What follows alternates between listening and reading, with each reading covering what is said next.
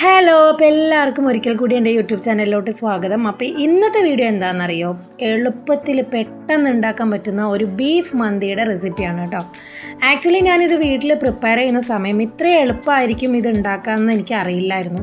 പക്ഷേ വളരെ ടേസ്റ്റിയായി വളരെ കുറഞ്ഞ സമയം കൊണ്ട് നമുക്ക് ബിരിയാണിയൊക്കെ ഉണ്ടാക്കുന്നതിനേക്കാളും എളുപ്പത്തിൽ ഉണ്ടാക്കാൻ പറ്റുന്നൊരു ഈസി റെസിപ്പിയാണ് കേട്ടോ.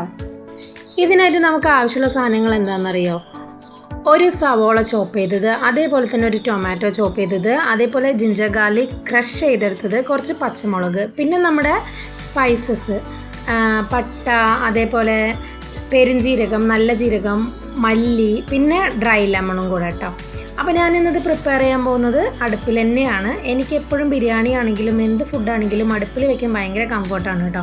അപ്പോൾ നമ്മൾ ഇതുപോലെ ഉരുളിയിലൊക്കെ വെക്കുന്ന സമയത്ത് ഇതുപോലെ ഞാൻ 3 കല്ല് ബാലൻസ് ചെയ്ത് വെക്കാറുണ്ട്. അപ്പോൾ നമ്മുടെ ആ ഒരു ചട്ടീൻ്റെ ചുറ്റും തീയുടെ ആ ഒരു ചൂട് കിട്ടും. അതിന് വേണ്ടിയിട്ടാണ് ഇങ്ങനെ ചെയ്യുന്നത്.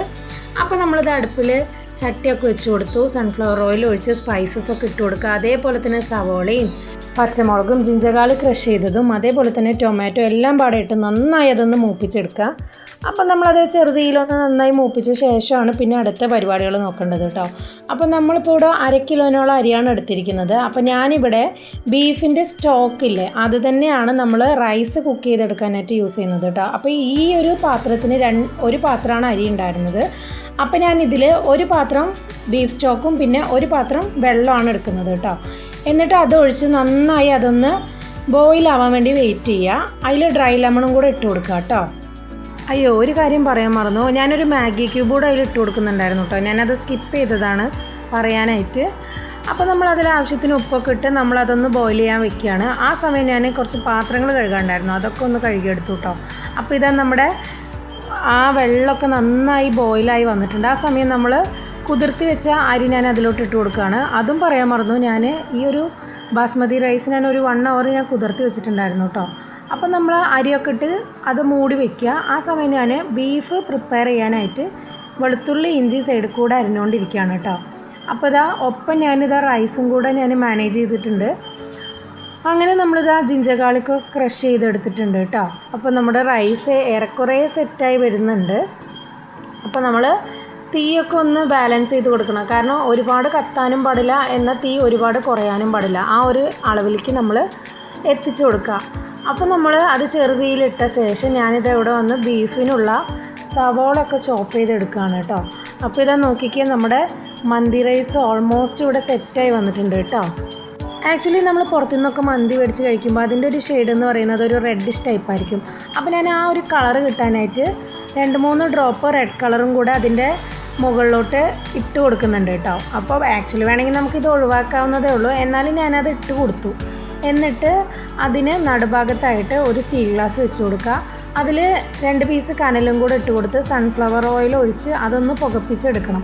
അപ്പോൾ ഇങ്ങനെ സ്മോക്ക് വരുന്ന സമയം നമ്മളത് മൂടി വെച്ച് അടച്ച് വെക്കുക. എന്നിട്ട് ആ മൂടിയുടെ മുകളിൽ ഒരു വെയിറ്റ് വെച്ച് കൊടുത്ത ശേഷം കനലെടുത്ത് ചുറ്റും ഇട്ട് കൊടുക്കുക. നമ്മൾ ദമ്മിടുന്ന പോലെ തന്നെ ഇട്ട് കൊടുക്കുക. എന്നിട്ട് നമ്മളൊരു 10-15 മിനിറ്റ് വെയിറ്റ് ചെയ്യാം.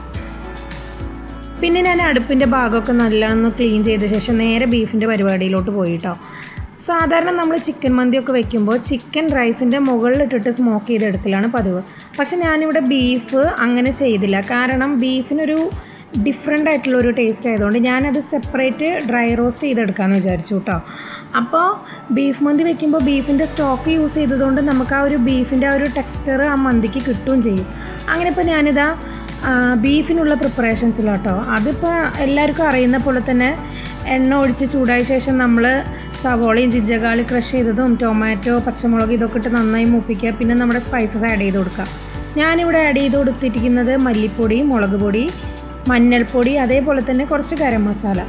എന്നിട്ട് ഇത് നന്നായി മൂപ്പിച്ചെടുത്ത ശേഷം അതിലോട്ട് നമ്മൾ വെള്ളം ഒഴിച്ച് അതൊന്ന് ബോയിൽ ചെയ്തെടുക്കുക. എന്നിട്ട് നമ്മൾ ബീഫ് വേവിച്ച് വെച്ചിട്ടുണ്ടായിരുന്നു, അതും കൂടെ ഇട്ട് നല്ല സിമ്മിൽ അതൊന്ന് കുക്ക് ചെയ്തെടുക്കുക. ഹെവി ഫ്ലെയിമിൽ ഒരിക്കലും വേവിച്ചെടുക്കാൻ പാടില്ല. അപ്പോൾ ആ ഒരു പച്ചമണം നമുക്ക് മാറിക്കിട്ടില്ല. അങ്ങനെ ഇതാ ബീഫൊക്കെ ഓൾമോസ്റ്റ് സെറ്റായിട്ടുണ്ട്. എന്നിട്ട് അതിൻ്റെ മുകളിലോട്ട് അല്പം പച്ചവെളിച്ചെണ്ണ ഒഴിച്ചു കൊടുക്കുക. എന്നിട്ട് കറിവേപ്പില കൂടെ ഇട്ട് കൊടുത്തു കഴിഞ്ഞാൽ നമ്മുടെ ബീഫ് ഡ്രൈ റോസ്റ്റ് കൂടെ സെറ്റായിരിക്കുകയാണ്. അപ്പം നമ്മുടെ മന്തി റൈസും ഓക്കെയാണ്, അതേപോലെ തന്നെ ബീഫും സെറ്റാണ്. ഈ ഒരു കോംബോ അടിപൊളിയായിരുന്നു കേട്ടോ. കാരണം നമ്മൾ ഉണ്ടാക്കിയിട്ട് നമ്മൾ തന്നെ പൊക്കി പറയുന്ന പോലെ നിങ്ങൾക്ക് തോന്നരുത്, നല്ല സൂപ്പർ ടേസ്റ്റ് ആയിരുന്നു. ചെറിയൊരു പ്രശ്നം എന്ന് പറഞ്ഞാൽ ഒരു ലേശം ഉപ്പ് റൈസിൽ ഇത്തിരി മുന്തി നിൽക്കുന്നുണ്ടായിരുന്നു കേട്ടോ. വേറെ അടിപൊളിയായിരുന്നു. അപ്പോൾ എൻ്റെ ഈ വീഡിയോ ഇഷ്ടപ്പെടുന്നുണ്ടെങ്കിൽ എല്ലാവരും എൻ്റെ ചാനലൊന്ന് ലൈക്ക് ചെയ്യുക, ഷെയർ ചെയ്യുക, സബ്സ്ക്രൈബ് ചെയ്യുക. അപ്പോൾ നെക്സ്റ്റ് വീഡിയോയിൽ കാണാം. ബായ്.